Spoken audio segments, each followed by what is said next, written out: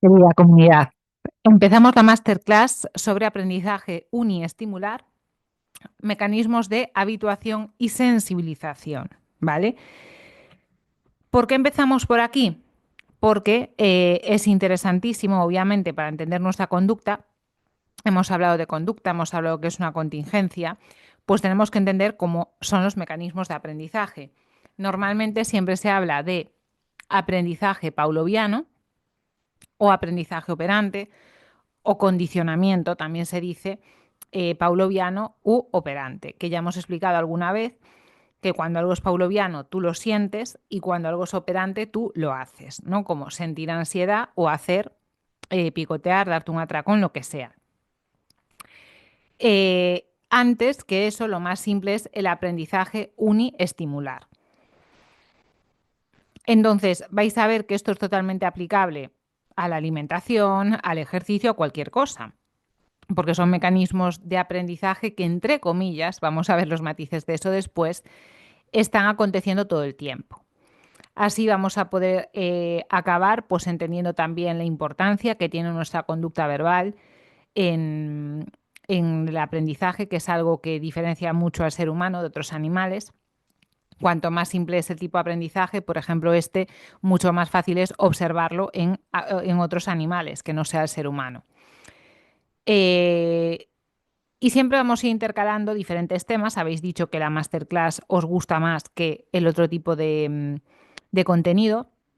Soy consciente del riesgo que supone hacer masterclass con un contenido muy elevado, que a mucha gente hoy en día pues no le gusta. Lo que le gusta es que le digan frasecitas simples y tal. Pero como a mí también me gusta este contenido, pues lo que voy a hacer es intentar buscar temas que podamos ir alternando. Por eso yo he hecho TCA1, TCANA 1, TCANA 2, hambre 1, porque los conceptos que son mega complejos, pues los voy a ir separando. Y otros que me parecen interesantes, que por ejemplo no hemos entrado en ellos y muchas veces os he dicho que creo que es importante manejar, como qué es la autoestima, cómo podemos analizar nuestra personalidad, cuáles son los rasgos más importantes, pues también quiero ir haciendo masterclass de ese tipo, ¿no? De todo lo que yo considere que es importante realmente para entender por qué nos comportamos como nos comportamos y muy vinculado al tema de alimentación. Y por supuesto no descarto en ningún momento hacer masterclass a lo mejor sobre temas de nutrición que sean muy concretos. ¿Qué es lo que pasa? Que como hoy en día ya hay mucho contenido en redes sociales sobre ese tema y en cambio sobre conducta alimentaria con seriedad no habla nadie, hablan solo personas que tienen un discurso muy cerrado. Vosotros a lo mejor nos dais cuenta, pero nosotros tenemos tanto masterclass que son más de conductismo radical prácticamente y otras en las que hay muchos conceptos sobre neuropsicología. Mucha gente enfrentaría estas dos propuestas y a mí me parece que se pueden apoyar muchísimo una a la otra, siempre y cuando tú entiendas lo que estás haciendo y sirva para ayudar a esa persona o para ayudarte a ti mismo. Esta clase, como la voy a hacer es, primero voy a explicar de forma muy simple lo que es habituación y lo que es sensibilización y después ya voy a empezar a poner matices. Cuando pase a la segunda parte, que os avisaré, a lo mejor os parece un poco repetitivo, pero también pienso que os va a ayudar más porque así simplemente al escucharlo se os va a quedar. Entonces, bueno, tengo aquí como siempre mis buenos apuntes porque si no yo tampoco me acordaría de justamente el orden que quiero ir siguiendo. Bueno, una de las cosas más importantes sobre la habituación y la sensibilización, que es, ya os digo, como en la jerarquía del aprendizaje, lo más básico, es que realmente es una conducta que no es aprendida, aunque se diga aprendizaje uniestimular. ¿Por qué? Porque es una conducta refleja, incondicionada, que tú has nacido con eso, ¿vale? Que, como vamos a ver, es muy importante, porque si los seres humanos o los animales en general naciésemos en plan una tabla rasa, sin nada, sin ningún tipo de programa mental, si lo queremos decir así, nuestras probabilidades de sobrevivir serían muy pocas. Entonces esas conductas no necesitan una asociación. Lo normal es que si alguien te pregunta qué es aprender, una de las primeras cosas que te vengan a la mente es asociar, ¿no? Por ejemplo, pues el perrito de Pavlov famoso. Pues llega un momento que el perro sabe que cuando viene su cuidador ya le va a venir comida. No le hace falta tener la comida, ¿no? Que es realmente lo que le está haciendo salivar para salivar, porque él ya ha asociado el cuidador a que le trae comida. En el aprendizaje uniestimular no hace falta que haya ningún tipo de asociación. O en el condicionamiento operante, que se asocia a o se vincula a Skinner, ¿no? Que un animal, que una paloma aprenda a darle una palanca para conseguir comida es una asociación. O sea, ya ella ha aprendido que si hace el movimiento del palanqueo, obtiene comida. A base de ir asociando. Palanqueo, comida. Para el aprendizaje uniestimular no hace falta que haya ningún tipo de asociación, porque tiene esa característica que es una conducta refleja, innata. Y os voy a poner un ejemplo de habituación muy fácil. Imaginaos que ahora vosotros estáis viendo la masterclass y alguien de vuestra casa os da un grito. Pues lo normal es que os asustéis, ¿no? Pues que hagáis algún movimiento espásmico, en plan, pues encoger los hombros, abrir los ojos, algún tipo de reflejo de orientación hacia el estímulo, hacia el lugar de donde ha gritado. O, por ejemplo, si tú a tu hijo, a los niños que tienen algunas cosas como muy parecidas a los animales, le das un paquete ahí súper bonito, envuelto, pues a ver, lo esperable, porque siempre decimos la conducta se puede predecir mucho, pero no al 100%, es que se ponga súper contento, que tenga una sonrisa de oreja a oreja, que con mucha ansia quiera abrir el regalo, ¿vale?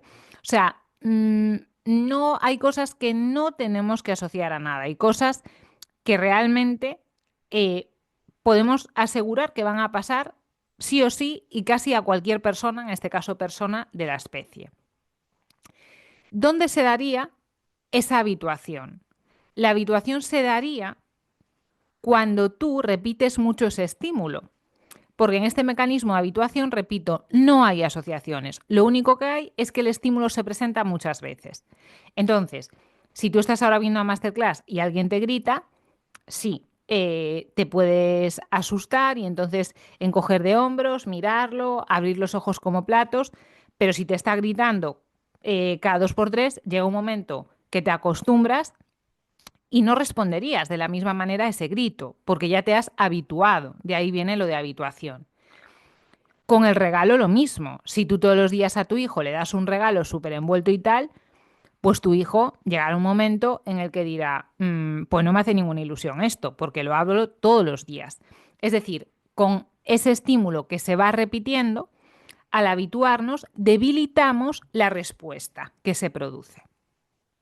Por ejemplo, cuando una persona empieza a ir al gimnasio, normalmente tiene unas sensaciones súper desagradables, que le está causando mucho esfuerzo, incluso ya sabéis lo típico, ¿no? De pago el gimnasio y no voy, ese tipo de cosas, porque al principio es un estímulo muy aversivo, pero simplemente por el hecho de ir hay una especie de habituación y no me refiero nunca, aunque luego lo voy a especificar claramente, al músculo, o sea, no me estoy refiriendo a que tú ganas fuerza o capacidad cardiovascular, sino me estoy refiriendo a tu persona, tu sistema nervioso, que se acostumbra a ir al gimnasio y ya eso que al principio era como un mundo y me tengo que poner a sudar y tengo que dejar hecho el día anterior la mochila, pues por mera habituación, al final ya tu respuesta aversiva de no querer ir se va debilitando.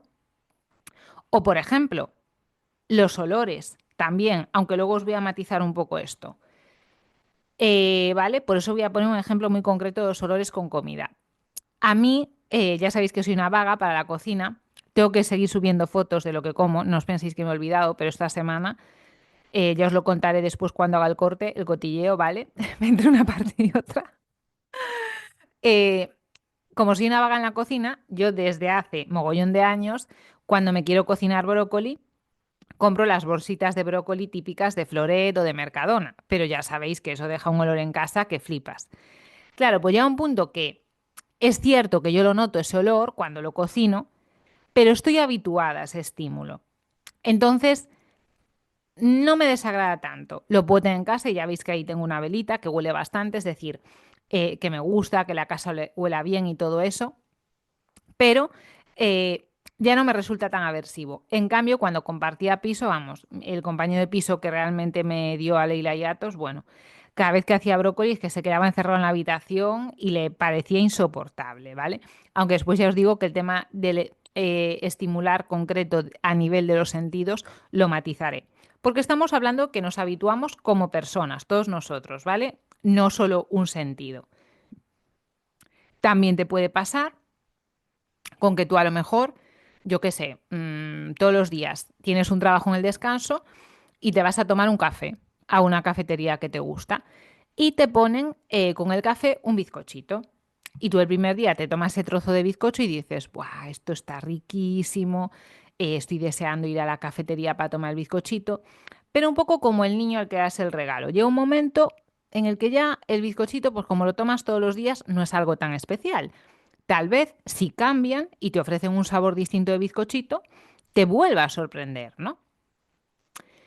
Una cosa muy importante sobre los mecanismos de la habituación, que sería una pregunta lógica hacernos ¿es permanente? Es decir, ¿el hecho de que yo me habitúe a algo hace que ya eso vaya a estar así para siempre?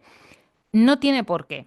De hecho, muchas veces cuando estamos una temporada sin exponernos a ese estímulo, eh, volvemos a tener que habituarnos. Por ejemplo, hay mucha gente que en los meses de verano en España no va al gimnasio y cuando vuelve le cuesta. Repito, no es algo muscular, le cuesta toda la acción, como que se ha deshabituado al hecho de ir al gimnasio. O, por ejemplo, los dulces de Navidad. Llega un punto que tú estás hasta el gorro de los turrones y dices, no quiero volver a ver un polvorón ni un mantecado nunca más. Pero cuando ya pasa un año y vuelves otra vez a ver polvorones o mantecados, dices, ay, pues qué ganas tengo de uno. Hay como una recuperación espontánea, ¿no? Porque has estado mucho tiempo sin exponerte a ese estímulo. Y se sabe que vuelve más o menos a emitirse, ¿no? La respuesta otra vez. Es decir, que el hecho de que tú te hayas habituado no es para siempre. Si ese estímulo desaparece de tu vida, es probable que cuando vuelva a aparecer tengas que volver a ese proceso de habituación. Yo por eso creo que una de las peores cosas que puede hacer una persona si quiere comer sano, y hablaré de esto en un vídeo en abierto, es caer en la trampa de la falsa variedad que hay en la alimentación. O sea, a mí me parece genial que tú, ya sabéis que yo, vaga y simple donde las haya en la cocina, me puedo estar cenando todos los días un revuelto. Y puede ser un día un revuelto de espinacas, otro día de champiñones, otro día de brócoli, otro día de calabacín. Y sé que eso es variar. Pero la típica persona que dice me aburro. Claro, porque se ha acostumbrado a ir por un súper viendo ultraprocesados, a las páginas estas de recetitas fitness o de real fooding, con una cantidad de estímulos, que de hecho es de lo que estamos hablando en el aprendizaje uniestimular, de una cantidad de estímulos que tienen muchas consecuencias para nosotros. Y vamos a verlo, porque por supuesto este tipo de aprendizaje tiene un sentido a nivel adaptativo para la especie, tiene que ver con nuestra supervivencia. Y por eso para mí, si tú eres responsable y entiendes este tipo de mecanismos, como diría nuestro querido Skinner, padre del culturismo, no, padre del conductismo radical, es libre quien controla las variables que le controlan. Si tú tienes tu casa como un súper amiga, no esperes mejorar tu relación con la comida, espera empeorarla. Y si necesitas otros reforzadores que no sean comida, piensa que otras cosas te refuerzan que no sea comer. Pero no va a haber un momento en el que tú eh, te canses de comer ultraprocesados porque no comes siempre el mismo ultraprocesado, porque un día te comes un donuts, o un día te comes una lasaña, diferentes alimentos que compras preparados que son hiperpalatables y que son hiperestimulantes para ti, ¿vale? Dicho esto, Es un aprendizaje, como veis, sencillo, no asociativo, ya lo he explicado. No hay comida y cuidador, no hay palanquita y comida, hay un estímulo que se está repitiendo. Pum, pum, pum.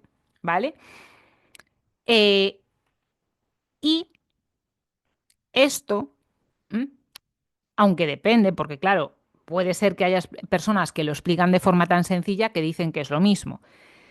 Pero realmente habría que ver si estamos hablando del sistema nervioso o de un sentido. Hay una planta muy famosa que se llama mimosa púdica y la mimosa púdica tiene muchas hojitas alrededor de su eje central y tú cuando la tocas, ella se mueve, la planta. Ella también es susceptible de habituación. Si la tocas mucho, llega un momento que ya reacciona mucho menos. O sea, hay habituación porque cambia la respuesta en un sentido decreciente, ¿vale?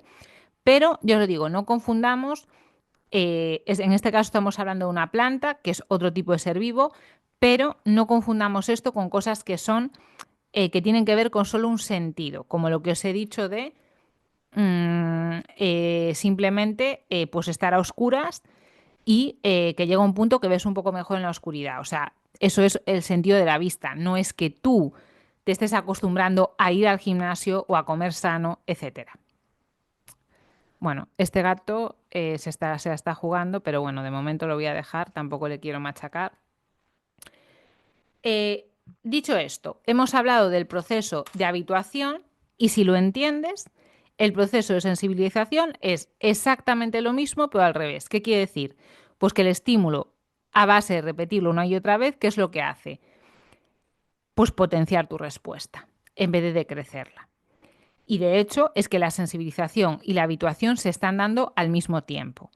Y que se dé una u otra depende de variables que vamos a estudiar también, pero esto, como veis, es tan sencillo como que un estímulo se repite pim, pim, pim, pim, pim, y la respuesta que tiene el organismo, que es una respuesta de todo su ser, de su sistema nervioso, no de uno de sus órganos, puede que la hagas cada vez más probable o puede que la hagas cada vez menos. Bien, sensibilización, igual que habituación viene de habituarse, acostumbrarse, sensibilización viene de sensible. Entonces, cuando tú estás más sensible, que es lo normal, que tu respuesta sea más exagerada, ¿vale? Entonces, cuando hay una estimulación repetida, pero tú partes de un estado de sensibilidad, no te habitúas, todo lo contrario, ¿vale? Por ejemplo, imagínate que estás con dolor el primer día de regla o has dormido poquísimo, has tenido una noche de perros, por lo que sea. Bueno, yo hoy, vamos, estoy empezando ahora, que son las 5 de la tarde, a ser persona, porque este ser que está aquí me hizo la vida imposible.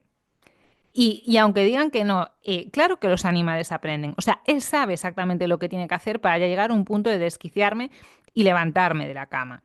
Porque cuando yo lo que hago es pasar de él, porque ya sabemos que para que se extinga una conducta a lo mejor es no reforzarla, y yo paso, aunque lo oiga corretear por ahí, maullar y todo eso. Tampoco es un tigre, no creo que lo oigan los vecinos. Entonces, ¿el que hace? Se pone a molestar a Leila. Y claro, Leila se pone, la pobre, pues está durmiendo y se le tira encima, como que la marca, no le muerde, pero la molesta. Entonces empiezan los dos a pelearse. Y claro, si están los dos encima de mi cama, en plan pressing catch, pues yo duermo muy bien, pero llega un punto que no puedo más con mi vida. Entonces ahí es donde empiezan los problemas. Y me estuvo liando hoy toda la noche porque no sé por qué tenía ganas de juerga. Malo.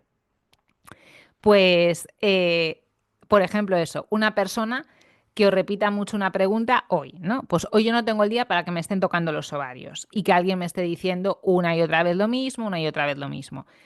Aunque me repita lo mismo, no va a generar en mí habituación. Lo que va a generar en mí es ponerme los nervios y que diga un momento, cállate de una santa vez, ¿sabes? Entonces, ahí lo veis claramente. Te repiten el estímulo y hay veces que lo que haces es acostumbrarte y ya no reaccionas y otras lo que haces es reaccionar muchísimo más, ¿no? Cada vez estás más enfadada. O, por ejemplo, te haces una herida y después alguien te pasa un dedo por encima y esa zona está sensibilizada. Te duele mucho más ya cualquier estímulo que venga. No es que te acostumbres al roce, es que te duele cada vez más, ¿no? A priori, ¿qué diferencia clara hay entre la habituación y la sensibilización, partiendo de la base de que hemos entendido que tienen en común que es algo que acontece solo porque tú te estás exponiendo a un estímulo repetidas veces. La habituación implica que tu respuesta sea menor, perdón, la sensibilización que tu respuesta sea cada vez mayor.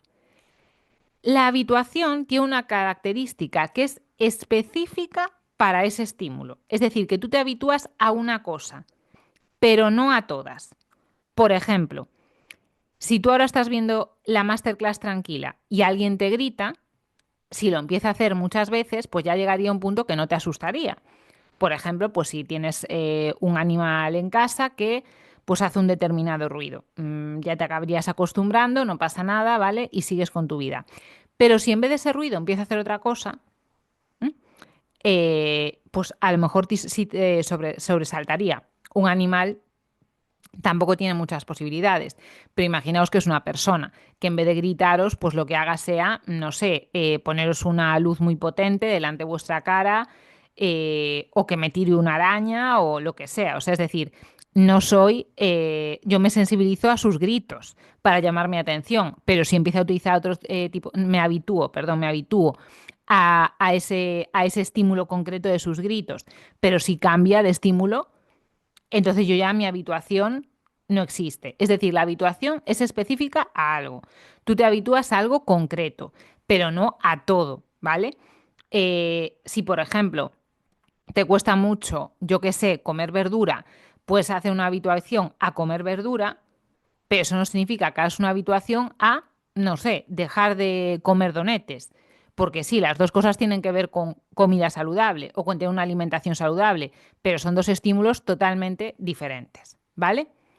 Bien, después, la sensibilización, obviamente, lo que implica es una mayor respuesta eh, y no es específica del estímulo. Si tú estás más sensible para todo.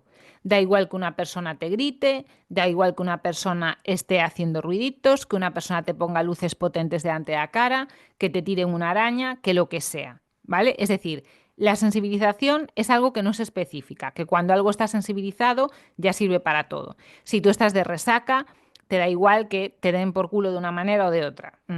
Estás sensibilizado y ya está. Porque la sensibilización es más un estado general, ¿vale? En el que las respuestas se magnifican y no es un estímulo concreto, sino que es ese estado en el que la persona está más sensible ella y por eso va a responder a cualquier tipo de estímulo, ¿vale? ¿De qué depende que haya habituación o sensibilización? Dado que el proceso es el mismo. ¿De qué depende de que si a mí me gritan me acabe acostumbrando o acabe cada vez más sensibilizada? Pues depende, eh, sobre todo, por un lado, de que como estos dos procesos se van dando simultáneamente, de cuál pueda ganar de ellos en cada caso, y eso tiene que ver con la historia de interacciones que tenga la persona. Por eso muchas veces se alude a la historia de aprendizaje que tenga la persona. Antiguamente se creía pues que ganaba lo que era más fuerte, lo que era más intenso, lo que era más repetido, ¿no? Si para ti era más fuerte el poder de habituación, que vamos a ver ahora qué sentido tiene a nivel evolutivo, o si tú partías de ese estado más sensibilizado, pues tenderías más, ¿no? A estar más sensible, que sería algo de tu estado casi, ¿vale? Pero a día de hoy sabemos que no, que tiene más que ver con la historia de interacciones que haya tenido pues ese animal, esa persona o lo que sea. Eh, Hay un ejemplo que se pone mucho que se llama respuesta de orientación. Por ejemplo, si yo estoy aquí ahora grabando y viene alguien y me grita, mi respuesta de orientación, pues yo me sobresalto, miro hacia él, abro los ojos, levanto la cabeza, doy un respingo, lo que sea. Es una respuesta de orientación.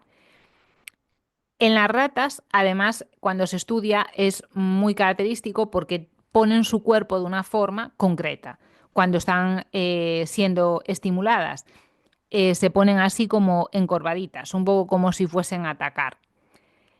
Eh, Se ha puesto en diferentes estudios a dos grupos de ratas y en unas ponían un sonido que era intermedio y en otras un sonido que era fuerte. Normalmente, cuando el sonido tiene una intensidad intermedia, la rata lo que hace es habituarse al sonido, pero cuando es un sonido muy fuerte, la rata lo que acaba es sensibilizándose, o sea, cada vez le molesta más. Y esos reflejos de orientación cada vez los va potenciando más, ¿vale? Pero los dos procesos pueden estar ocurriendo a la vez, es decir, por un lado, se puede estar habituando al estímulo, pero llega un punto en que si es demasiado fuerte y molesto para ella, se sensibiliza, ¿vale?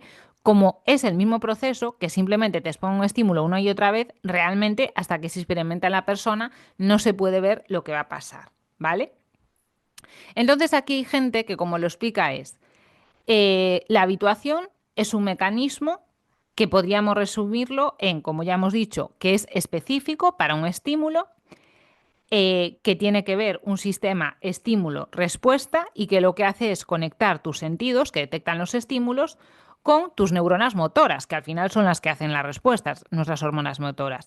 En cambio, la sensibilización es una tendencia general que tiene ese propio organismo a responder o a actuar con algunos estímulos que sean excitatorios para él, ¿no? Y en el caso de las personas, sabemos que se den mecanismos de sensibilización es muy dependiente de su propio estado. Por ejemplo, de que la persona no haya descansado, de que la persona haya consumido determinadas sustancias, de que esté en determinado estado emocional. Imaginaros una persona que se está sometiendo a una restricción dietética o una persona que no duerme. Es muchísimo más sensible. Por eso hay gente que entiende que la sensibilización es un sistema de estado, mientras que la habituación es un sistema de estímulo-respuesta. Igual que pasa en la nutrición, no hay un acuerdo nunca que sea 100%. Cada uno un poco pues a su manera. Pero para mí lo importante es entenderlo, ay, que me va a tirar todo, es entenderlo y a partir...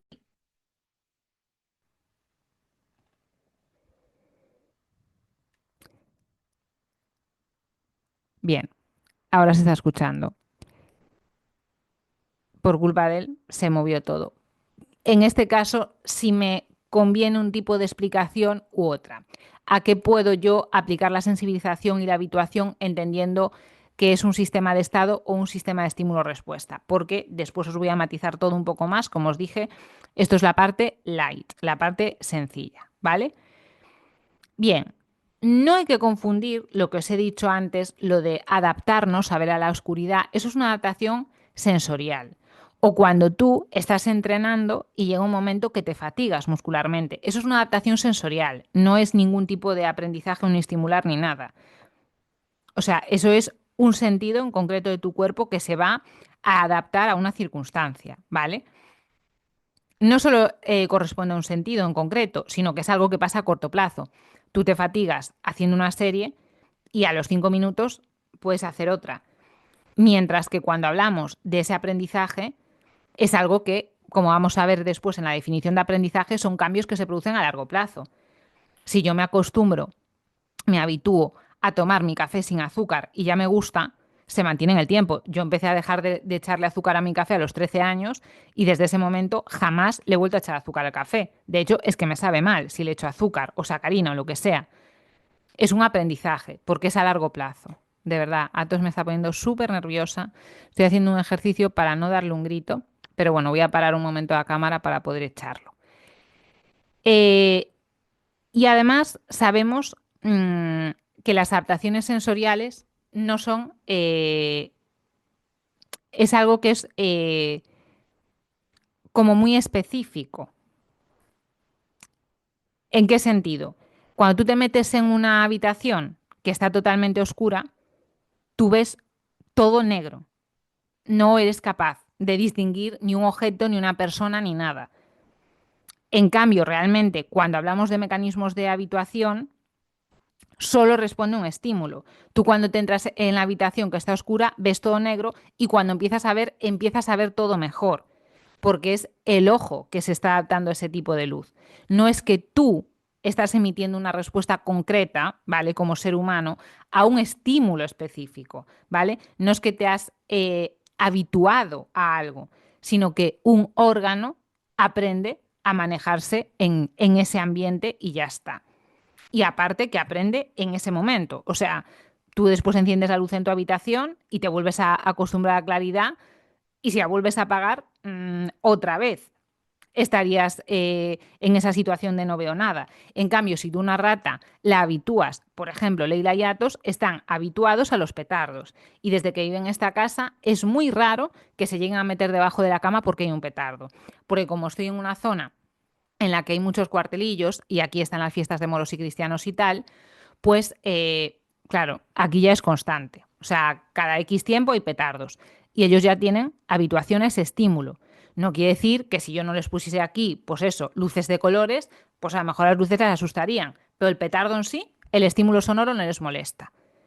En cambio, la adaptación sensorial no es algo prolongado. Tú te adaptas a ver en la oscuridad en ese momento, después vuelve, ¿vale?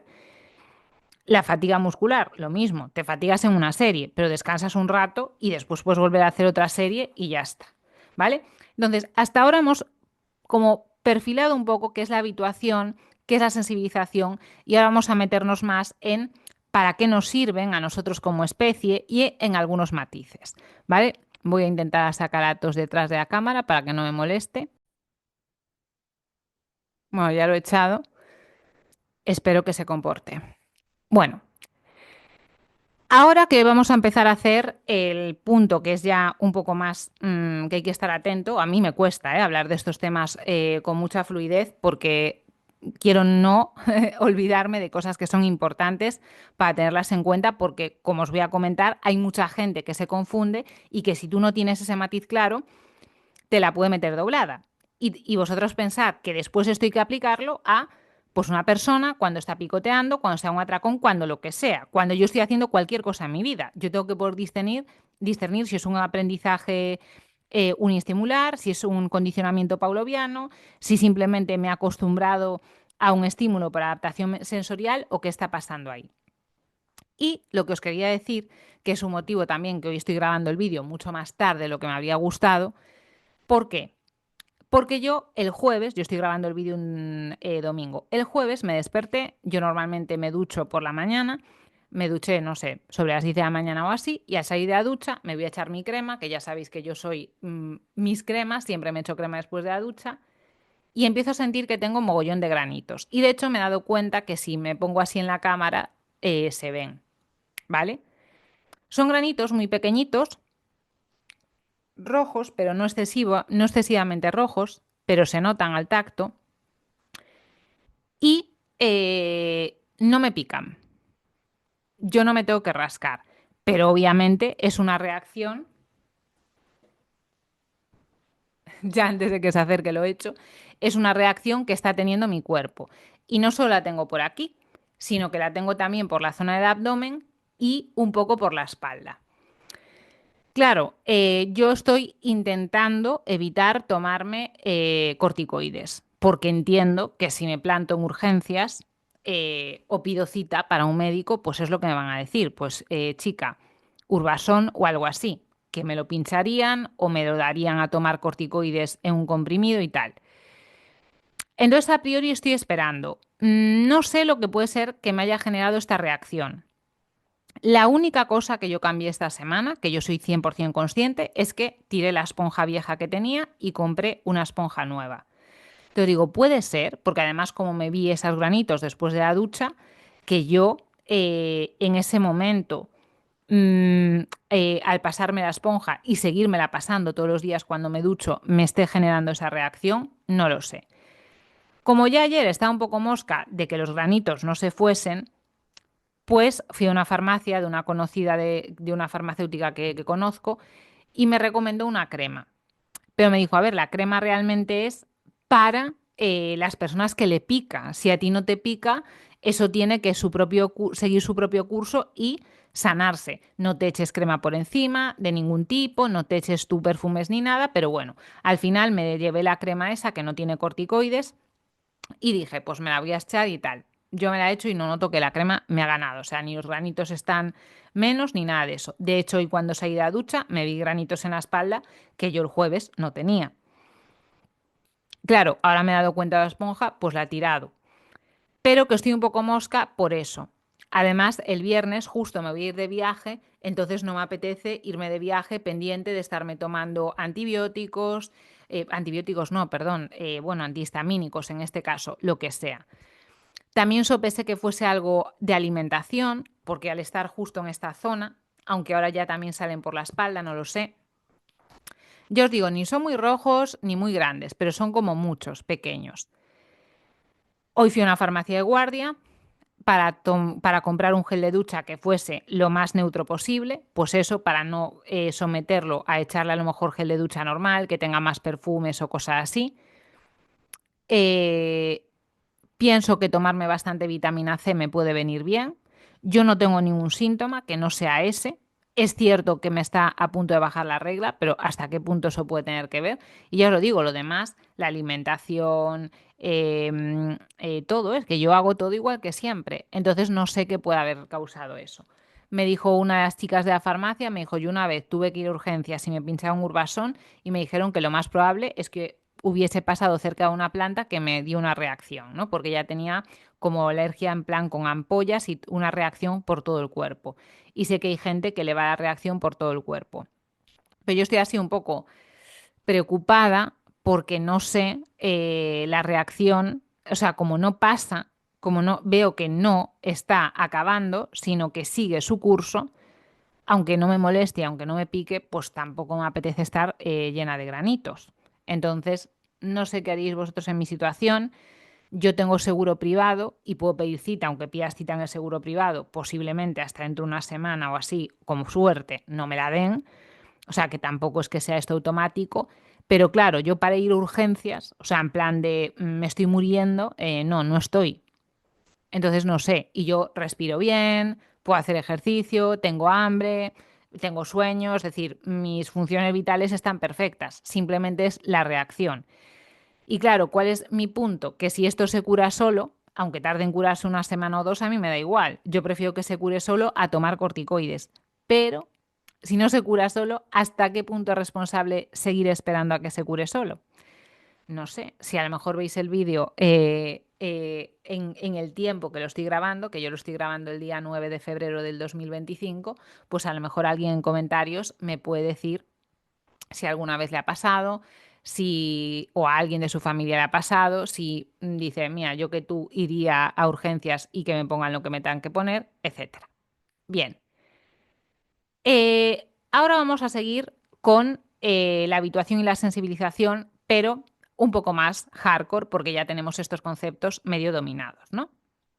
Bien, esta es una forma que tenemos de aprender, si lo queréis llamar así, pero que esto no nos lleva a confusión porque realmente eh, no siempre que nos estamos comportando estamos aprendiendo. ¿M? Puede que sí, que estemos aprendiendo cosas que realmente no queramos aprender, pero para que se dé un aprendizaje tienen que darse unas circunstancias concretas. Es decir, que por el mero hecho de comportarte tú no estás aprendiendo nada. Tienen que haber una serie de contingencias para que una persona llegue a generar un aprendizaje que vamos a definir ahora qué es un aprendizaje. Entonces, no sé, lo típico, que también se dice en el mundo del entrenamiento. Pues hay gente que se cree que por hacer una cosa 50 veces va a aprender a hacerla. Perdona, pero no. O sea, tú puedes hacer 50 veces una cosa y no aprender a hacerla para nada, ¿vale? Entonces, hacer algo muchas veces no es suficiente para aprender. Para aprender se tienen que dar una serie de condiciones, ¿vale? Eh, una de las cosas que vamos a ver, típica confusión, que diga, se extingue una conducta que se ha aprendido por este aprendizaje uniestimular, eso es falso. Se extinguen las conductas que, por ejemplo, se han aprendido por aprendizaje pavloviano, pero no se puede aplicar el término extinción para el aprendizaje uniestimular, ¿vale? Entonces, este tipo de cosas que son un poco ya más matices las vamos a ver ahora. Aprender es un cambio duradero que se produce en tu conducta o en tu repertorio conductual, ¿vale?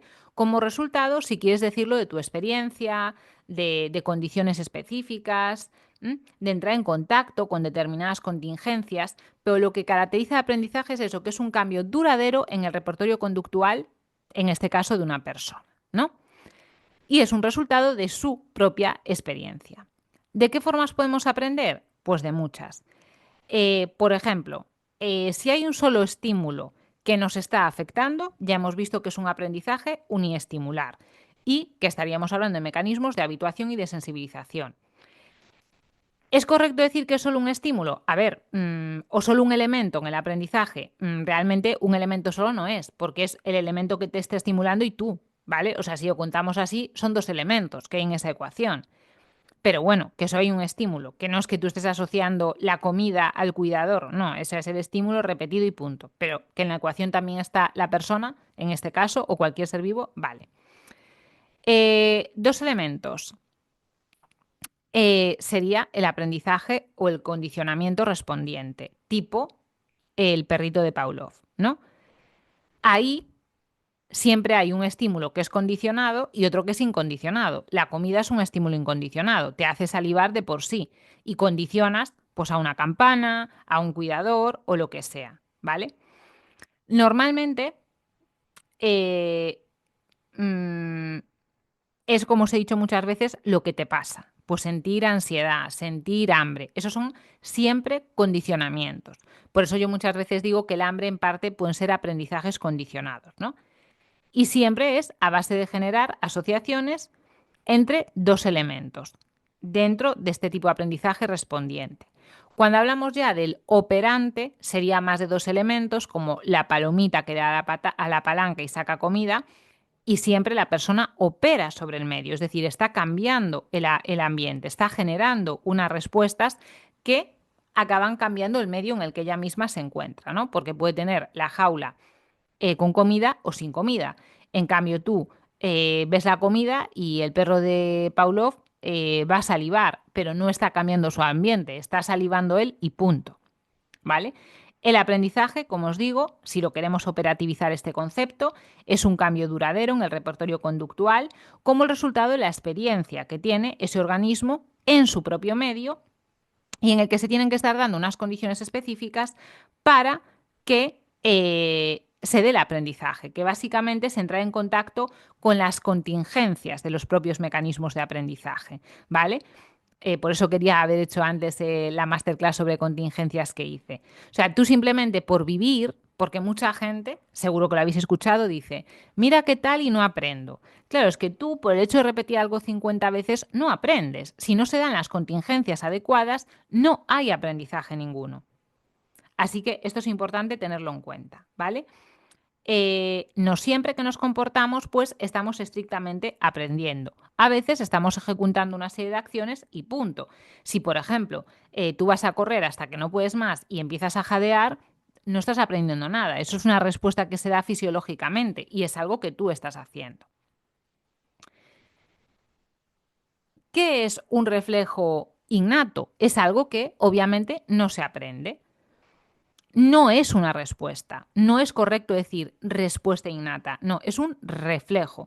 Porque una respuesta es una respuesta que tú vas a hacer frente a un estímulo, mientras esto simplemente es un reflejo. Tú no estás haciendo nada, es algo que sale. Y además, realmente lo que es un reflejo es un mecanismo de adaptación. Es la unidad de conducta más simple que existen, los reflejos. Son respuestas, si queremos decir que son respuestas, automáticas, espontáneas que se producen siempre frente a una estimulación muy concreta, ¿vale? Eh, el reflejo realmente es un mecanismo de adaptación en el cual tú vienes a este mundo ya pues con una serie de mecanismos que te permiten adaptarte al ambiente, sin haber tenido ningún tipo de experiencia previa, ¿vale?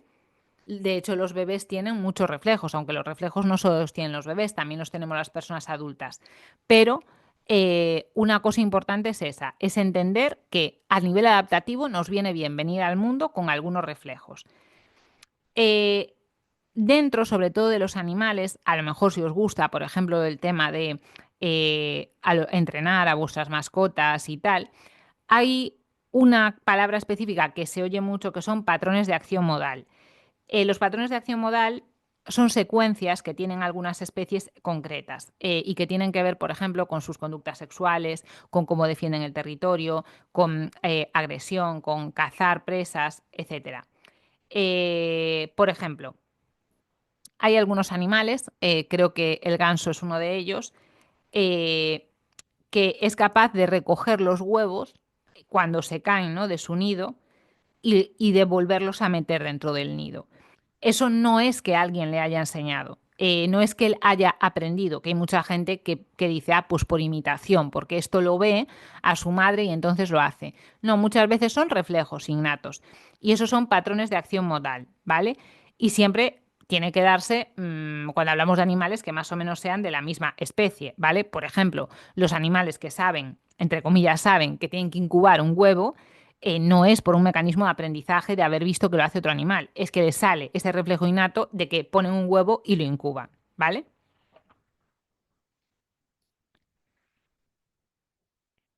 Bien, dos conductas similares pueden ser el resultado de aprendizaje y no necesariamente causadas por genes heredados. ¿Por qué digo esto? Porque muchas veces la gente habla de el instinto como si fuese algo que tú tienes en tus genes por ser un ser humano que te hace comportarte de esa manera. Y eso realmente no es así. Primero, porque que todos los miembros de una especie determinada tengan una respuesta idéntica ante un mismo estímulo, eso no te está diciendo de por sí que por el hecho de que lo hagan todos, que sea algo innato y que no sea aprendido. Tú no lo sabes. O sea, no es suficiente que algo lo hagan todos para decir, ah, pues es innato. No, no lo sé, ¿vale? Porque también una misma especie comparte el ambiente. Es decir, yo qué sé, no soy yo muy experta en animales, pero supongo que todos los animales que viven en climas fríos pues tendrán un tipo de comportamientos, pero puede ser por mecanismos de aprendizaje. No quiere decir que sean innatos. Y tenemos esa manía de pensar que los genes son las causas finales de todo nuestro comportamiento y no es así. Por ejemplo, si tú coges ese animal que está hecho al Polo Norte y lo llevas al desierto, ¿se seguiría comportando de la misma forma? Según la gente que diga que algo es instintivo y que está en tus genes y ya está, sí. Por ejemplo, cuando dicen el instinto sexual, que ya sé que esto es una frase hecha, ¿vale? O el tema incluso del hambre y cosas muy primitivas. Depende totalmente del ambiente. Muchas mujeres que hablan de su líbido me dan una pena increíble, porque es que a lo mejor es el estímulo que tienen en su casa el que no, ¿sabes? El que no les estimula, el que no hace la función de estímulo. No es que tú tengas un problema hormonal o algo así, ¿vale? Eh, en tal caso, ¿qué es lo que serían tus genes? Que los vamos a ver mucho esto cuando aprendamos a hacer análisis funcionales de la conducta. Sería una variable disposicional, es decir, que tú tengas unos genes o unos rasgos neuropsicológicos X no son la causa final de tu conducta, porque una persona puede tener un rasgo de lo que sea, pero en determinada circunstancia comportarse de forma diferente. Por eso, el ambiente, que muchas veces se habla, ¿no?, de ese determinismo ambiental, y es esa lucha, ¿no?, que hay algunas personas, yo creo que realmente son las dos cosas, que el ambiente te influye, pero que también influyen tus variables disposicionales. Ahora, si tú ya crees que por tener X genes ya no hay solución, pues entonces no intentes cambiar nada, porque tú ya estás diciendo que como tú has nacido con unos genes, pues adiós, ya con esos genes te vas a quedar, ¿no? Em, ¿Qué más? Los reflejos innatos hemos dicho que tienen una buena función, ¿vale? Que venimos a este mundo y no somos una tabula rasa, que tenemos ya como unos programitas para saber cómo comportarnos, pero no son lo suficientemente flexibles para habituarnos a situaciones que sean más imprevisibles.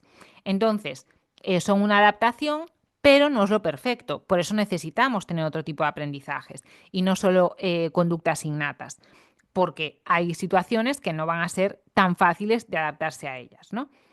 Los reflejos es cierto que son muy adaptativos, pero sobre todo cuando hablamos de funciones vitales que son básicas y son muy típicos, ya digo, de especies recién nacidas y muchos reflejos innatos se pierden con el tiempo, ¿vale? Pero como digo, no son suficientemente flexibles, no nos permiten generar ese moldeamiento de las conductas que nos hace adaptarnos mejor y generalmente ser más felices, ¿no?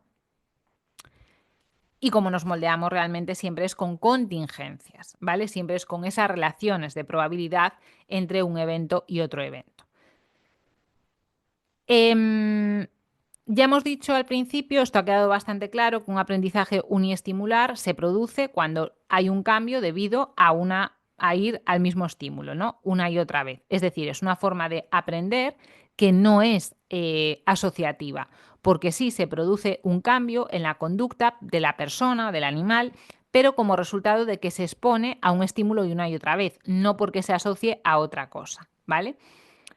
Eh, la habituación y la sensibilización serían las dos formas de manifestar este aprendizaje uniestimular y hay gente que le llama esto atender al estímulo, ¿no? O sea, como la respuesta que tú tienes es atender a ese estímulo que se te está presentando una y otra vez.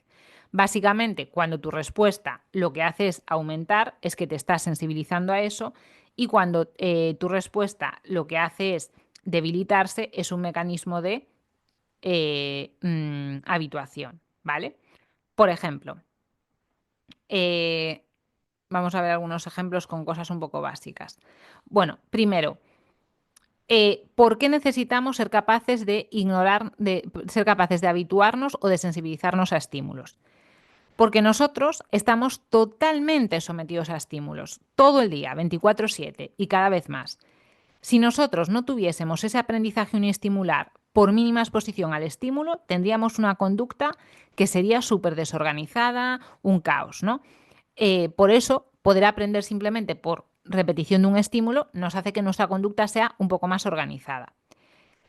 Además, ¿qué implica que algo sea organizado? Pues que de todos los estímulos a los que te expones, vas a atender a algunos e ignorar a otros. Y ya sabéis que el sistema nervioso se mueve mucho precisamente por economía, que el sistema nervioso no quiere estar gastando energía constantemente. Entonces es importante ser capaz de adaptar, de priorizar qué estímulos, qué es importante para mí, porque si yo estoy respondiendo con la misma intensidad a todo lo que me pasa, pues al final no sería una persona funcional, ¿no? Es falso que la habituación y la sensibilización sean dos fenómenos independientes entre sí, ¿vale? No son excluyentes. Ambos son activados al mismo tiempo en muchas ocasiones. Y el resultado final podríamos decir que es el efecto neto de esos dos procesos, como os he dicho. No, no me quiere hacer caso. No sé por qué está tan rebelde. No, Atos, aquí no puedes venir, ¿vale? Para allá. Eh,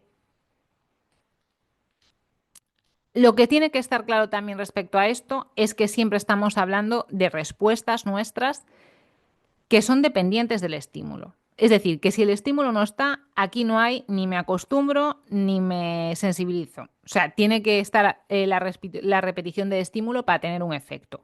Aunque, como hemos visto antes, existe también la recuperación espontánea. ¿Vale? La habituación es un decremento en tu respuesta, te acostumbras y ya no respondes o con la misma frecuencia o con la misma probabilidad, como lo quieras decir, o con la misma fuerza a ese estímulo que se presenta una y otra vez, ¿vale? Puede darse también que tú respondas con la misma fuerza o con la misma intensidad a un estímulo que cada vez es más fuerte. Por ejemplo, cuando te habitúas, puede ser que si tú estás escuchando música, habituarse no solo es que tú a la misma música respondas igual, puede ser incluso que yo siga subiendo la música y tú te sigas comportando igual. Es decir, tú te has habituado, entonces no es a que yo subo el estímulo, a que tú vas a responder más fuerte, sino que como ya te has habituado, ¿vale? Con la música igual, como no es algo muy aversivo, no se entiende tanto, pero si fuese algo negativo, como que te, no sé, te cayese un rayo a tu lado o algo así, habituarte puede ser que cada vez, pues un sitio que está acostumbrado a que haya terremotos, cada vez hay terremotos más fuertes, pero tú ya no te sobresaltas porque por mecanismos de habituación, ¿vale? Entonces puede ser que el estímulo sea más fuerte y tú sigas respondiendo igual o que ante el mismo estímulo exactamente igual tú lo que hagas sea responder menos fuerte o con menos frecuencia, ¿vale? Em, ¿Cuál es el valor adaptativo realmente de los mecanismos de habituación? Bueno, pues que tú eliminas una respuesta que realmente no está siendo para ti para nada adaptativa. Es decir, si ese estímulo ya es biológicamente irrelevante para ti, ¿para qué vas a responder a él? Si tú ya sabes que ese terremoto no te está poniendo en peligro, ¿por qué te vas a asustar? Si tú sabes que lo de saber está un poco mal expresado, pues ya has tenido un dolor muchas veces y sabes que ese dolor no es nada malo, que lo tienes por X cosa. Ya hay un momento que sientes ese dolor y ni pasas por la cabeza ir al médico, ni imaginaos que me vuelve a salir este brote, Dios quiera que no, que ya ni me planteé, pues estaría mucho más tranquila. Entonces, para eso nos habituamos, para no responder a los estímulos que son irrelevantes y dejar nuestra energía para los estímulos que realmente sí que sean significativos para nosotros, ¿no? Eh, algunas veces el ejemplo que se pone es que te imagines que tú estás buscando una aguja en un pajar. Lo que tendrías que hacer es habituarte a la paja y sensibilizarte a la aguja. Es decir, ser muy capaz de detectar agujas y que sea la paja como no ver nada. ¿Vale? Esto es un ejemplo un poco raro, pero bueno, que nos sirve para mezclar habituación y sensibilización al mismo tiempo. ¿Vale? El ejemplo que os he puesto de un terremoto, de un rayo, de lo que sea, es lo típico, que seguro que os ha pasado con muchas cosas, que si habéis cambiado de clima, de lugar de residencia o lo que sea, cómo vuestro cuerpo veis que va generando esos aprendizajes simplemente por irse exponiendo a un estímulo. Ay, Dios mío. Está mi paciencia al límite, de verdad, con este gato. Eh, el otro punto, la sensibilización. La sensibilización al estímulo, obviamente lo que hace es lo mismo, pero al revés. En vez de que tu respuesta sea menor, tu respuesta se incrementa, ¿vale? Eh, a consecuencia de una exposición repetida. Tu organismo no está acostumbrado a eso. Entonces, ¿qué dos casos habría aquí? Habría ser que, aunque el estímulo sea cada vez más débil, tú sigas respondiendo igual, o que respondas con la misma frecuencia o intensidad al mismo estímulo, ¿vale? Exactamente igual que hemos dicho con la habituación, pero al revés. Por ejemplo, eh, yo te puedo poner la música bajita y tú sigues bailando igual. Aunque yo te esté bajando la música, sigues bailando igual, porque estás muy sensibilizado a la música. Entonces, aunque yo te baje la intensidad del estímulo, tú sigues bailando igual. O que la música siga igual y tú bailes más a lo loco, ¿vale? Todavía, porque estás cada vez más sensibilizado a ese estímulo de la música, ¿vale? Más intensidad como respuesta a esa exposición tuya, a ese estímulo al que te has sensibilizado, ¿vale? ¿Qué nos ayuda la sensibilización? A que nos pongamos a focalizar en estímulos que para nosotros, biológicamente, son muy relevantes. Entonces, no podemos no responder a estos estímulos, tenemos que ser muy sensibles a ellos, ¿vale? Eh, y tú te mantienes habituado a esos estímulos que para ti no son no relevantes, pero al mismo tiempo sí eres capaz de responder a los que son relevantes para ti.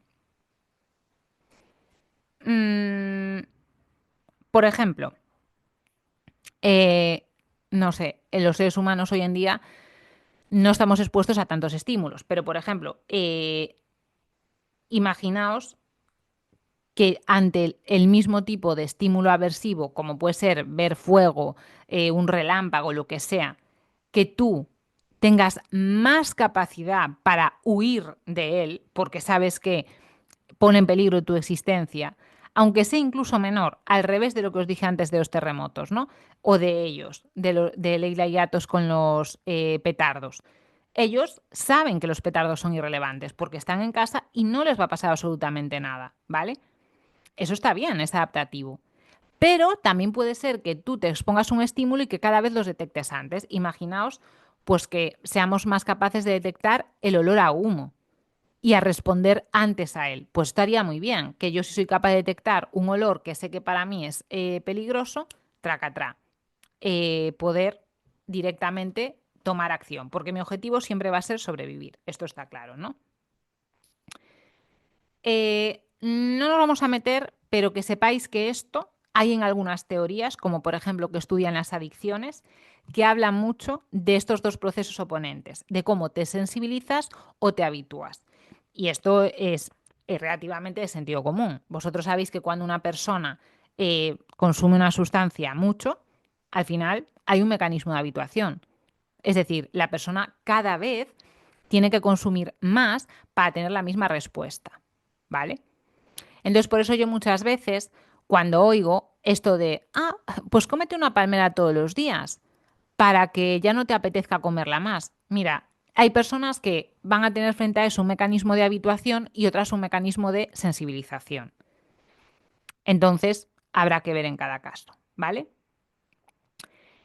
¿Cuáles son las variables que van a modular tanto la sensibilización como la habituación? El estímulo, pues cuánto tiempo dure, cuánto de intenso sea ese estímulo y con qué frecuencia aparezca entre nosotros, ¿vale?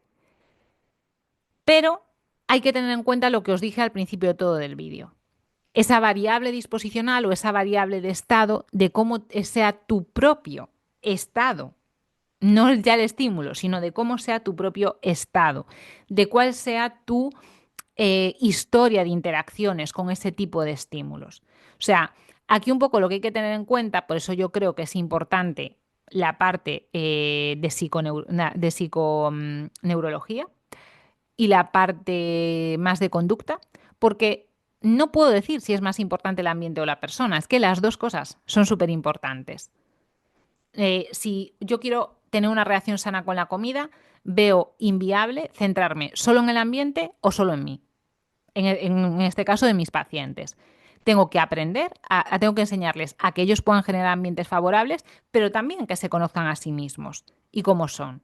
Pero nunca voy a aplicarle el poder a un dulce o solo a ellos. No es la interacción, porque la conducta es de interacción. Eh, Bien, esto ya no lo vamos a seguir hablando porque ya lo tenemos muy claro. Y ahora vamos a meternos en unos términos que se llaman generalización y discriminación, que también tienen que ver un poco con la habituación y con la sensibilización. Bien, cuando se generaliza los cambios en un estímulo ante otros estímulos similares, nos habituamos de una forma más rápida y consistente.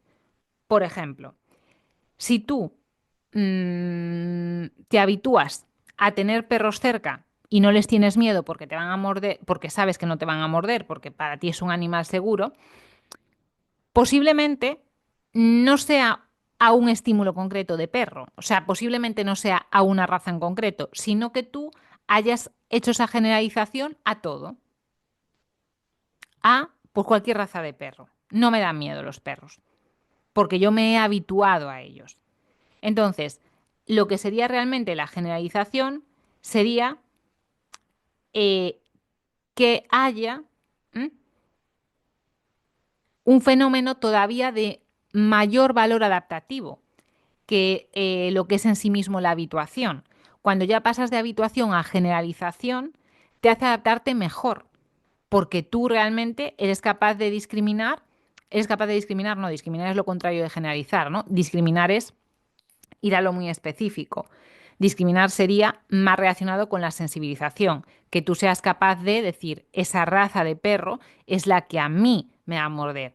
Generalizar te puede servir, yo qué sé, pues por ejemplo, muchas veces en experimentos que se hacen con ratas, que no me gusta poner esos ejemplos porque pues no son de la vida real para nada, pero bueno, lo que se hace es generalizar y que a lo mejor la respuesta que se ha obtenido a base de mostrar una luz, pues que también la tenga con un sonido, ¿vale? O sea, intentas que esa respuesta se pase, que ya se había habituado, ¿no? Con un estímulo que se generalice a otros distintos, ¿vale? Y eso es, como digo, que tiene un valor adaptativo muy elevado para nuestra especie, ¿vale? Eh, Cuando se generaliza la habituación hace que además sea mucho más consistente. ¿Mm? Eh, si tú, por ejemplo, imagínate que eres una persona que tienes muchísimo miedo a las cucarachas. Y te pasa como a mí, que yo en Galicia nunca había visto una cucaracha. Y aquí, pues bueno, he visto ya tantas. En esta casa la verdad que nunca he visto ninguna, creo. O una, pero ya la vi muerta que la había matado Leila. Pero yo, en cierto modo, he desarrollado un mecanismo de habituación. O sea, a día de hoy veo una cucaracha Y no me pasa lo mismo que el primer día que vi una cucaracha, o sea, yo di un grito y pensé, vamos, como si estuviese una película de Estados Unidos, ¿sabes? O sea, yo vi una cucaracha de esas así de gordas y marronas y dije, macho, pero ¿esto qué es? ¡Qué asco! Y además con lo rápido que corren. Claro, yo la primera vez me asustaba muchísimo, para mí era algo impensable encontrar una cucaracha en una casa y ahora, por supuesto, que sería capaz, yo las mataría, lo reconozco, pero puedo ver una cucaracha y no pasa nada. Si tú, por ejemplo, eres una persona que tienes una fobia a la cucaracha o a cualquier insecto muy grande, a lo mejor hay personas que lo tienen que hacer. De hecho, es una de las fobias más comunes relacionadas con animales y con insectos. También con la sangre, mucha gente, con los médicos, con volar. O sea, hay como cosas que a los seres humanos les generan muchas fobias. Una cosa buena de la generalización en estos mecanismos de habituación es que tú lo puedas hacer a estímulos que sean parecidos. Imaginaos que una persona va a hacerse un tratamiento porque le tiene mucho miedo al avión. Mi ex, por ejemplo, le tenía mucho miedo a volar y era algo increíble. Es decir, o sea, se montaba un avión y se ponía pálido y empezaba a tener sudores fríos ya directamente. O sea, tú lo veías que estaba pasándolo mal todo el tiempo que duraba el viaje. Pero no era solo con el avión, le pasaba con las alturas en general. Por ejemplo, fuimos a París una vez y en la Torre Eiffel, que él quiso subir porque es ingeniero y tal, todos los niños riéndose y disfrutando y tal, y él pálido con sudores fríos también. Pues lo que está guay como valor adaptativo de la generalización es que si tú haces un tratamiento que te sirva tanto para superar tu miedo a volar como para superar tu miedo a subirte en la Torre Eiffel, ¿vale? Entonces, ahí es donde se ve por qué los mecanismos realmente a nivel de supervivencia tienen mucha importancia. Y al revés, cuando hablamos de discriminación, nos estamos refiriendo más a la capacidad de sensibilización, porque te haces como muy experto en diferenciar un estímulo de otro, ¿vale? Imaginaos, por ejemplo, que tenéis un manojo en la mano de muchas llaves distintas y que podéis en un momento, tocando las llaves, saber cuál es la que tú tienes que coger para abrir la puerta. Eso te beneficia en algunos momentos. Que hayas desarrollado ese aprendizaje de haberte expuesto tantas veces a las llaves a saber captar mucho las diferencias entre unas y otras, ¿vale? Eh, y va a hacer eso, que sea más rápido, que sea más consistente. Y lo que hay que tener aquí muy claro es que tú, para discriminar, sí vas a necesitar un entrenamiento, ¿vale? Ese entrenamiento se llama condicionamiento discriminativo o reforzamiento diferencial, que eso se usa mucho los entrenadores de perros. Pero en cambio la generalización no. La generalización se puede dar de forma innata. No hace falta que tú entrenes a la persona para que si es capaz de volar en avión, también sea capaz de subirse a la Torre Eiffel. Pero si tú quieres que sea muy hábil discriminando un estímulo de otro, sí que vas a tener que hacer un entrenamiento específico para eso. Eh,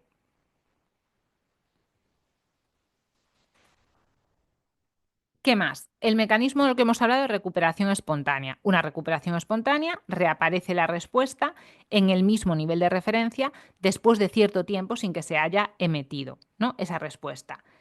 Eh, y es algo muy adaptativo, porque si por lo que sea ese estímulo ha desaparecido de tu ambiente, pero como os he dicho, esos estímulos tienen un valor para nosotros, que señalizan pues si tenemos que huir o si tenemos que quedarnos ahí. Entonces, el hecho de que haya recuperación espontánea como especie, y a todos los animales que la tienen, nos favorece. Se ha visto en experimentos flipante, pero flipante, animales que han estado fuera de un laboratorio y tal, cómo los vuelves a poner ese estímulo y han vuelto a responder exactamente igual a esa respuesta. Perdón, han vuelto a responder igual a ese estímulo. ¿Qué es lo que pasa? Que aquí es una de las cosas en las que mucha gente realmente sí que es cierto que todas las leyes de aprendizaje son iguales para un animal que para una persona. ¿Cuál es la diferencia realmente? Y si os fijáis alguna vez en experimentos de una paloma dándole a una palanca para obtener comida, y os fijáis en alguien que sea un enganchado de una máquina tragaperras, es que es exactamente igual, o sea, exactamente igual. Por mucho que quieran decir. La diferencia dónde está, en que nosotros tenemos un ambiente mucho más rico, en que tú te estás exponiendo a 100.000 cosas constantemente.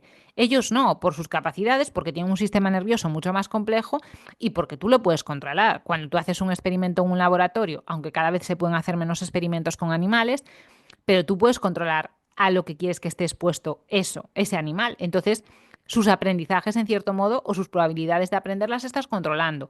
A una persona no. Y esto los padres lo ven muchísimo, porque dicen, yo en casa hago una cosa y después él, por lo que ve en el colegio, hace otra. Claro, porque tú no puedes controlar mucho cuándo va a estar aprendiendo tu hijo, porque sí, controlas y sobre todo cuando es pequeñito, el ambiente 100% que está contigo, pero cuando empieza a entrar en contacto con otras cosas, sus mecanismos de habituación y de sensibilización, que es lo que estamos estudiando en este caso, y mucho peor cuando hablemos de cosas que son menos primitivas, como del aprendizaje o del condicionamiento pavloviano y respondiente, pues claro que él está aprendiendo. Si se dan las condiciones de aprendizaje, las contingencias necesarias, va a aprender. Entonces, la diferencia es ese, que no es una ratita que puedes tener en una caja y decir, uy, solo va a aprender esto. No, va a entrar en estímulos, en contacto con muchos estímulos, a tener muchas contingencias que son importantes para él. No solo es importante para su identidad y su desarrollo tener un vínculo significativo con sus padres, también es importante tener un vínculo significativo con sus amigos y a veces puede pesar incluso más. Y eso, esa contingencia de tener esos amiguitos es algo que va a condicionar mucho su conducta. Lo que tenemos que tener claro es que nosotros aprendemos sobre todo por reforzamiento. O sea, tú repites lo que de alguna manera para ti es reforzante. Y muchas veces la gente confunde esto con fuerza de voluntad y cuando te das cuenta lo dejas de alabar tanto, ¿no? No sé si lo sabéis, ahora cuando estoy grabando este vídeo acaba de pasar hace nada una influencer que es muy famosa en España, Verdelis, porque fue la primera influencer de estas de familia, que no sé si tiene 7 hijos u 8 hijos, hace 2 años que empezó a correr y ahora mismo acaba de hacer una prueba de 7 maratones en 7 días y la ha ganado. O sea, ¿qué persona empezando a correr en 2 años, en la edad adulta, es capaz de hacer eso? Si la mayor parte de personas, a lo mejor yo me pongo ahora a entrenar correr y es que en 2 años igual ni siquiera soy capaz de hacer una maratón. Igual todavía estoy haciendo 10 kilómetros, igual media, ¿sabes? Porque tiene una genética para eso. Y la gente dice, una fuerza de voluntad. Si fuerza de voluntad puedes tener la que quieras. Pero chico, es que cada cuerpo responde de manera un poco diferente, ¿vale? Entonces esto hay que tenerlo en cuenta. Una cosa que os he dicho antes es que es incorrecto decir extinción cuando nos referimos a que algo relacionado con estos aprendizajes uniestimulares, ya sea habituación o sensibilización, que se extingue esa conducta. Las conductas que se extinguen son las conductas que se han aprendido mediante una relación, ya sea condicionamiento pavloviano o condicionamiento operante. No se extingue algo a lo que te has habituado. No. Eh, Se extingue, o sea, yo os he dicho que de hecho existe la recuperación espontánea, que cuando se pone ante ese estímulo otra vez a la persona, vuelve a haber esa respuesta. Eh, la habituación en sí mismo, ¿vale? Si queremos relacionarlo un poco con el tema del aprendizaje pavloviano y tal, la habituación, como hemos dicho al principio, son estímulos incondicionados, ¿vale? Y esa es la diferencia, que esto a lo mejor es un poco rollo porque no hemos visto el aprendizaje pavloviano, con el aprendizaje pavloviano. Es decir, tú si le enseñas, si yo a ellos les enseño o hacen que cuando yo aparezco ya empiecen a salivar porque me asocian a la comida, yo soy un estímulo condicionado, porque ellos al principio cuando me ven no salivan, empiezan a salivar cuando me asocian a la comida. En el aprendizaje unistimular no hay asociación a nada. O sea, que ellos de repente dejen de salivar a la comida, que sería lo que tendría que pasar si es que se han habituado, no es que se extinga la conducta, será que se habitúan a ese estímulo, pero no se extingue. Para que se extingue tiene que haber habido estímulos condicionados y ahí es cuando se puede ampliar ese término, exactamente. Eh, ¿Qué más quería decir? Lo mismo, no se puede decir condicionamiento cuando lo que estamos hablando es sensibilización. O sea, tú el hecho de que se repita un estímulo una y otra vez y cada vez seas capaz de reaccionar más, la respuesta que sea, eso no es algo que se haya condicionado. Eso es algo que surge por tu mera exposición. Para que haya un condicionamiento tendría que haber una relación. Tendría que, como el ejemplo del perro, haber la comida o la campana o la persona que le lleva. O sea, no se puede utilizar la palabra condicionamiento ni la palabra extinción cuando hablamos de un aprendizaje uniestimular. Cuando hablamos de que simplemente tú logras que una respuesta sea mayor o menor, o tenga más o menos fuerza o más o menos frecuencia, solo porque un estímulo se presente una y otra vez. Cuando hablamos de sensibilización, tú cada vez respondes más, ya sea más intenso, más frecuente. Cuando hablas de condicionamiento, es una asociación entre estímulos. Es distinto. Eh, y esto es lo que básicamente os quería decir sobre esta temática, que creo que ya es bastante extenso de por sí lo que hemos hablado. Pero ¿por qué yo tengo confianza en que una persona, si se expone una y otra, hoy,